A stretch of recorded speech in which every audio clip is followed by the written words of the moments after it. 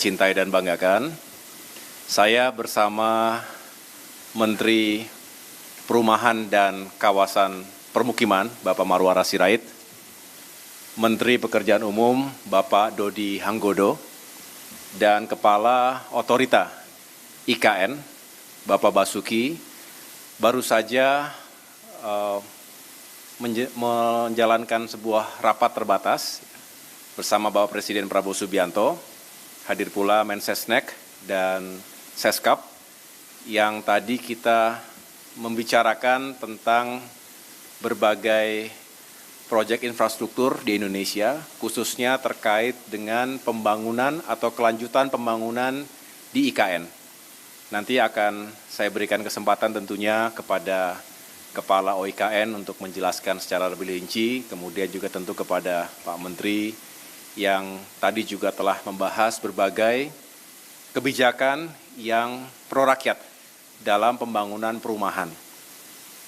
Kementerian PU juga tentunya menjadi bagian penting dari kelanjutan pembangunan IKN. Perlu diketahui bahwa sesuai arahan dari Bapak Presiden Prabowo Subianto, pembangunan IKN ini akan kita lanjutkan, tentu mengikuti timeline dan tahapan-tahapan yang telah ditetapkan sebelumnya. Sebagai penjelasan kepada masyarakat luas, tahap pertama yaitu tahun 2022 hingga 2024 juga telah menghadirkan berbagai progres, ada berbagai infrastruktur yang juga telah selesai 100%, tetapi ada juga yang masih ongoing, masih berlanjut. Dan memang kita fokus pada pembangunan kawasan inti pusat pemerintahan. Di sini nanti kita berharap di tahap kedua 2025 hingga 2029, dan tadi Bapak Presiden Prabowo Subianto sudah menyampaikan dan menegaskan bahwa sudah di-approve anggaran untuk kelanjutan pembangunan IKN itu 48,8 triliun rupiah untuk 5 tahun ke depan. Tentu sekali lagi nanti akan dibagi dalam tahapan-tahapan yang harus dikawal dengan ketat. Yang jelas, anggaran tersebut dipersiapkan, dialokasikan agar kami, khususnya OIKN, bisa menyelesaikan proyek pembangunan fasilitas atau gedung-gedung yang digunakan untuk parlemen, untuk legislatif, dan juga untuk yudikatif. Tentu dari rancang awal yang sudah dimiliki, kita akan lakukan review kembali, ada penyesuaian di sana-sini secara teknis, dan pada saatnya nanti kita sudah bisa melanjutkan pembangunan dan mudah-mudahan bisa mencapai sasaran dan target yang telah ditetapkan. Nanti setelah ini Pak Basuki bisa menjelaskan, tentunya ada yang bersumber dari APBN, ada juga yang bersumber non-APBN. Inilah hadirnya kebersamaan, kerjasama yang baik antara pemerintah dengan badan usaha. Kita juga mengharapkan dunia swasta, pihak swasta ini bisa berkontribusi secara positif dan tentunya terintegrasi dengan baik. Tugas kami, tugas saya sebagai Menko di bidang infrastruktur dan pembangunan kewilayahan, ingin meyakinkan agar segala sesuatunya terintegrasi dengan baik. Kami juga tadi membahas beberapa proyek lainnya yang juga sangat penting, diantaranya bagaimana kita harus semakin serius untuk memikirkan keselamatan dan juga masa depan masyarakat kita yang berada, yang tinggal di pesisir utara Jawa, tapi fokus pada pesisir utara Jakarta. Kita tahu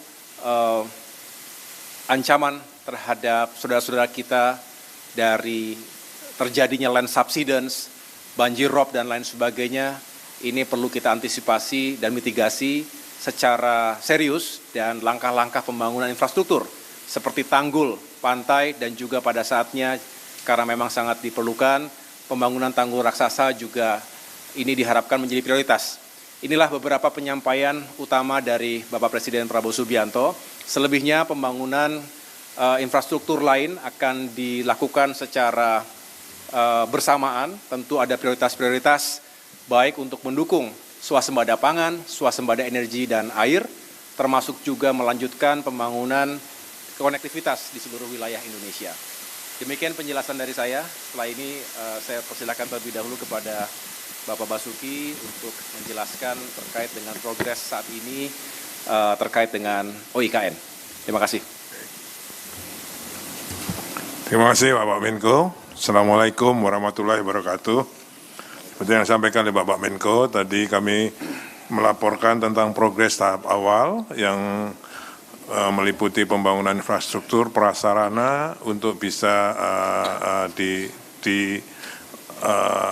dimanfaatkan oleh ASN dan masyarakat lainnya 2025 sampai 2028 tadi.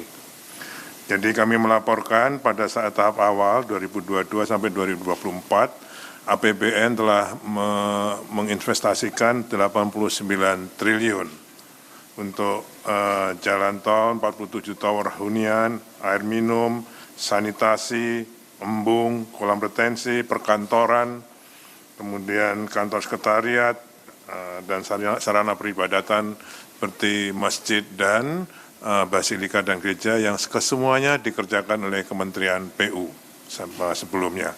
Kami hanya melaporkan progresnya. Di samping itu ada juga investasi swasta yang sudah di groundbreaking sampai September yang lalu sebesar 58,41 triliun.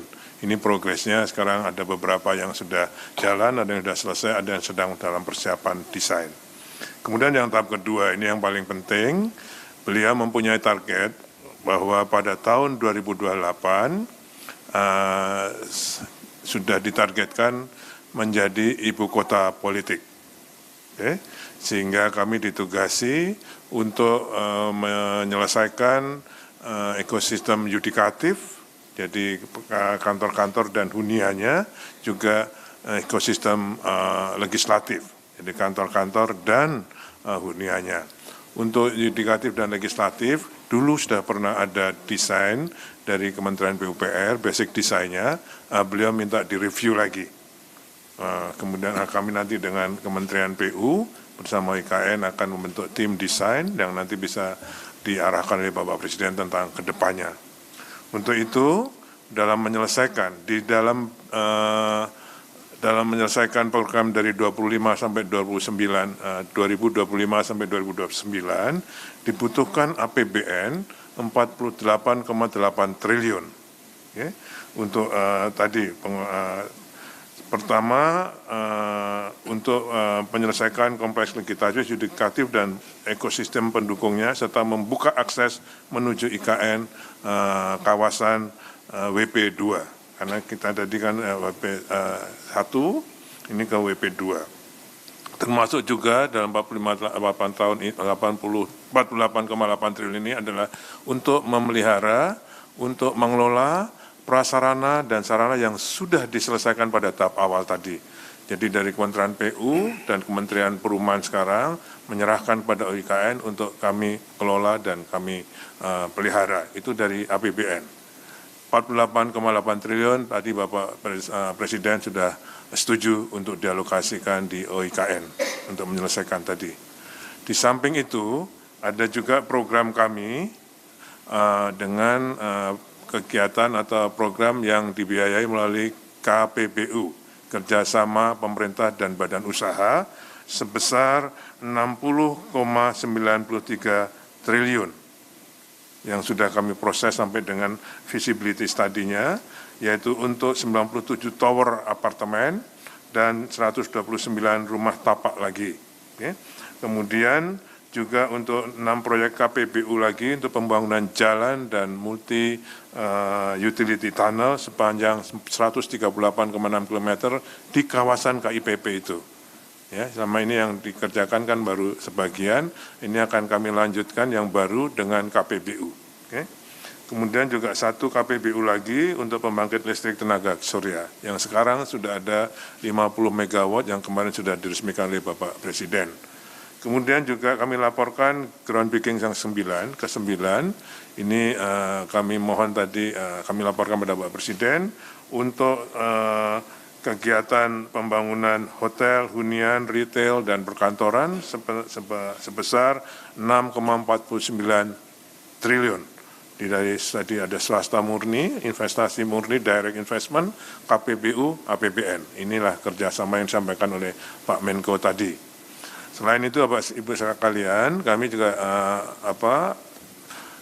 mendapat masukan dari Pak Menteri Perumahan untuk bisa mengoptimalkan swasta yang sudah melakukan groundbreaking tadi, ya, baik dari 1 sampai 8 maupun nanti yang ke-9 agar juga tidak hanya sekedar groundbreaking, tapi ditindaklanjuti dengan kegiatan pembangunannya. Tadi targetnya 1 tadi, bahwa tahun 2028 agar bisa ditetapkan IKN ini sebagai ibu kota politik Republik Indonesia. Saya kira itu. Terima kasih. Assalamualaikum warahmatullahi wabarakatuh. Terima kasih. Terima kasih Pak Menko yang saya hormati Bapak Menteri PU dan juga Bapak Ketua IKN Bapak Bas. Yang pertama kami melaporkan bahwa kami Kementerian Perumahan sudah menyelesaikan 27 tower di IKN dan siap untuk diresmikan. Karena tadi Bapak Presiden mengatakan beliau senangnya datang untuk meresmikan, bukan untuk groundbreaking. Yang kedua, di IKN sudah juga kami selesaikan rumah jabatan menteri, dan itu juga siap untuk diresmikan. Nah, kemudian yang ketiga, kami juga melaporkan bahwa akhir Januari ini 3 tower di Kemayoran sudah siap untuk diresmikan. Di Kemayoran, ya, yang Pademangan. Kemudian Wisma Atlet, ya, di Kemayoran. Yang keempat, 7 tower siap diresmikan bulan April. Tadi saya menyampaikan usulan bisa Bapak Presiden meresmikan langsung akhir April itu 10 tower. Tadi juga diberikan arahan Bapak Presiden kepada masyarakat berpenghasilan rendah juga diberikan itu uang sewa yang paling murah. Kemudian baru kepada ASN, di atasnya baru yang komersial. Jadi jelas kebijakannya diminta untuk pro rakyat, yang paling murah itu kepada masyarakat berpenghasilan rendah, yang angka yang paling murah, kemudian di atasnya adalah buat ASN, dan yang paling tinggi, yang paling mahal itu adalah buat yang komersial. Tadi yang pertama tadi soal IKN, yang kedua soal Kemayoran. Kemudian juga tadi saya sampaikan laporan dan sudah disetujui oleh beliau, kami akan membuat PSN program, ya, strategis nasional, bukan proyek, khusus buat MBR, masyarakat berpenghasilan rendah, ya, bekerja sama nanti di bawah koordinasi Bapak Menko, Pak AY, ya, dengan Menteri ATR di beberapa puluh titik tempat di Indonesia ini. Tujuannya apa? Supaya ada perizinannya bisa dipercepat dan pemerataan pembangunan. Bagaimana tanah-tanah negara bisa dimanfaatkan. Kemudian yang keempat, juga tadi begitu banyak investor yang datang. Nah, tadi Bapak Presiden mengatakan akan datang lagi dari sudah Qatar minggu lalu, dari Uni Emirat Arab dan juga beberapa negara lain, karena kepercayaan publik kepada Bapak Presiden Prabowo itu tinggi. Kita bisa lihat dari berbagai data survei yang sudah dirilis secara nasional. Nah, jadi diminta kami untuk siap, untuk nanti akan dibuat tim berkoordinasi dengan yang selama ini membantu kami, yaitu Satgas Perumahan, dipimpin ketuanya Pak Hasim, karena selama ini Pak Hasim yang membantu untuk akses kepada investor dan itu sangat produktif dan efektif. Nanti penyiapan lahan itu ada dari Kementerian ATR, kemudian penyiapan lahan juga ada dari Kementerian Keuangan, itu khususnya Dirjen Kekayaan Negara, tanah-tanah yang ex-BLBI, tanah-tanah yang disita dari koruptor, dari kejaksaan, bagaimana itu nanti akan sebagian untuk diperlihatkan kepada investor, calon investor kita. Kemudian sesudah tadi dari Departemen Keuangan, juga dari BUMN. Yang terakhir ada 3, kami sudah minta kepada Pak Erik. Yang pertama dari Kementerian, dari BUMN Kereta Api, yang kedua BUMN PTP, ya, Perkebunan, dan yang ketiga adalah Perumnas. Yang keempat, tadi saya sudah melaporkan kebijakan Presiden Prabowo yang pro rakyat. dan Presiden meminta diumumkan kepada publik secara terbuka sekarang. Yang pertama, sesuai arahan Bapak Presiden Prabowo, kami Kementerian Perumahan diminta membuat kebijakan-kebijakan yang konkret yang bisa dirasakan oleh rakyat kecil. Nomor satu, ya bersama dengan Pak Dodi, Menteri PU, dibantu dan Mbak Mendagri, kita sudah bisa membuat SKB 3 menteri dan sudah ditindaklanjuti oleh sekitar 180 kepala daerah membuat peraturan kepala daerah untuk PBG itu 0%, 0 rupiah bagi MBR. PBG itu dulu namanya sertifikat IMB. IMB itu izin mendirikan bangunan, sekarang adalah persetujuan bangunan dan gedung. Nah, selama ini waktunya 45 hari kalau ngurus itu. Nah, kita rubah menjadi 10 hari. Dan saya sudah laporkan tadi, contoh kita sudah meninjau pertama di Kota Tangerang, kedua di Sumedang, ketiga di Jakarta kemarin. Harusnya saya hari ini di Subang, tapi karena kami dipanggil Presiden, jadi saya tidak bisa ikut ke Subang. Yang datang ke Subang adalah Bapak Mendagri. Nah, kemarin di Jakarta itu bisa sekitar 17 menit. Ya, di Sumedang sekitar 1 jam, Tangerang juga 1 jam. Jadi luar biasa. Kita bisa menjalankan itu, menurut saya reformasi birokrasi yang luar biasa. Membuat yang lambat jadi cepat. Buktinya apa? Yang biasanya kadang-kadang bisa 2-3 bulan, 4 bulan, ternyata bisa menjadi 17 jam, 17 menit di Jakarta. Di Tangerang bisa sekitar 59 menit. Di Sumedang juga sekitar 1 jam. Jadi ini membuktikan bahwa kita ada perubahan mindset, tapi bukan hanya mindset, tapi tindakan nyata dalam melayani publik. Yang kedua, bagaimana BPHTB, ya, itu biaya atas tanah dan bangunan biasanya itu 5%, ya, atas arahan Presiden menjadi 0%. Jadi tidak bayar, gratis, dan itu buat rakyat kecil. Yang ketiga itu PPN. PPN itu 2 miliar ke bawah, 0, jadi gratis. Jadi tadi sampaikan ini waktunya buat rakyat membangun rumah. Karena dulu nggak ada kebijakan ini. Dulu nggak ada kebijakan yang BPHTB-nya 0, kemudian PBG-nya 0. Dan waktunya dari 45 hari jadi 10 hari secara rata-rata, tapi beberapa daerah bisa 17 menit. Jadi itu saya diminta mengumumkan, dan tolong Bapak-Bapak sampaikan kepada masyarakat, ibu-ibu, ya, adik-adik wartawan, supaya ini tersosialisasikan secara masif bahwa sudah ada kebijakan di bidang perumahan atas arahan Presiden Prabowo yang sangat pro rakyat. Dan jangan salah ya, kalau yang masyarakat berpenghasilan menengah atas bayar. Ini hanya untuk masyarakat berpenghasilan rendah. Ya, kriterianya salah satunya penghasilannya 8 juta ke bawah. Jadi ini jelas kebijakan yang pro rakyat, terutama rakyat kecil. Terima kasih. Cukup? Mungkin ada yang silakan. Ini Pak. Oh. Ya, izin bertanya Pak, dari Bisnis Indonesia terkait dengan dampak anggaran IKN yang juga cukup menurun signifikan ya Pak ya, lebih dari 250 triliun dari 2004 ke 2025, dampaknya ke pembangunan IKN ke depannya seperti apa?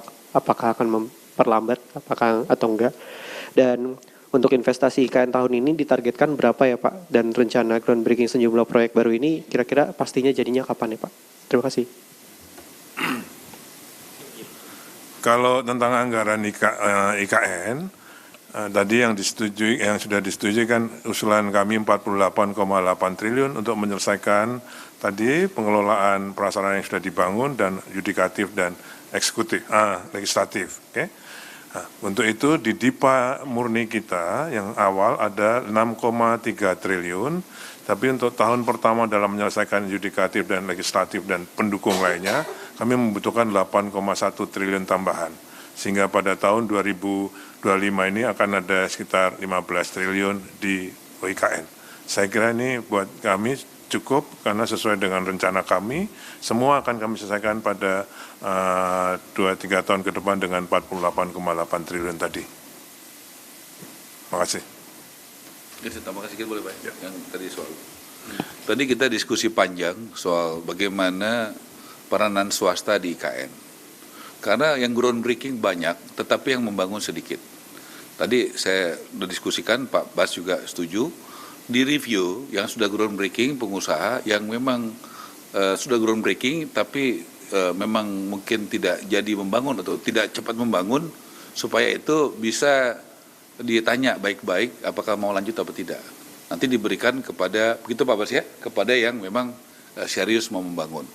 Sehingga kesempatan itu juga jadi produktif waktunya gitu. Jadi tidak usah menunggu misalnya dikasih kesempatan 1,5 tahun, tapi ditanya saja satu-satu di review supaya ada suatu gerak cepat sesuai arahan Presiden Prabowo, supaya langkah-langkahnya juga swasta itu diutamakan untuk bisa melakukan investasi di IKN, terutama bagi yang serius.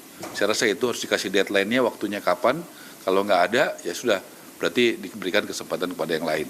Kalau tidak digituin, nanti jadinya lama. Sementara arahan Presiden Prabowo harus ada waktu yang deadline-nya. Saya rasa itu. Silakan. Ya Pak, saya dari Fatima dari TV One, ada beberapa pertanyaan. Yang pertama mungkin tadi penegasan mengenai ibu kota politik ini maksudnya seperti apa.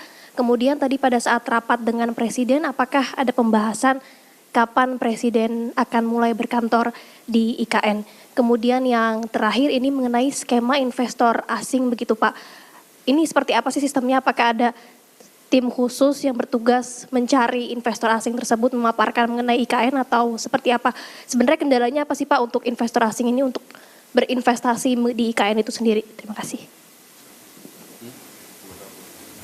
Iya, ibu kota politik. Artinya kalau saat ini kita masih fokus menuntaskan pembangunan berbagai fasilitas untuk pemerintahan eksekutif, tentu belum lengkap karena syarat pemerintahan itu harus hadir pula lembaga legislatif. Kita berbicara DPR RI, DPD RI, tentu juga MPR RI. Sedangkan untuk lembaga yudikatif juga bukan hanya simbol, tetapi memang itulah kelengkapan utuh dari pemerintahan di sebuah negara yang demokratis. Oleh karena itu harapan Bapak Presiden adalah ya fokus dulu di sana, sehingga dengan demikian kalau semua sudah berdiri, ketiga fungsi tadi, maka sebetulnya kita sudah bisa menjalankan tugas-tugas, kegiatan-kegiatan politik, baik yang sifatnya harian maupun strategis. Saya persilakan kepada investor. Oke, yang investor.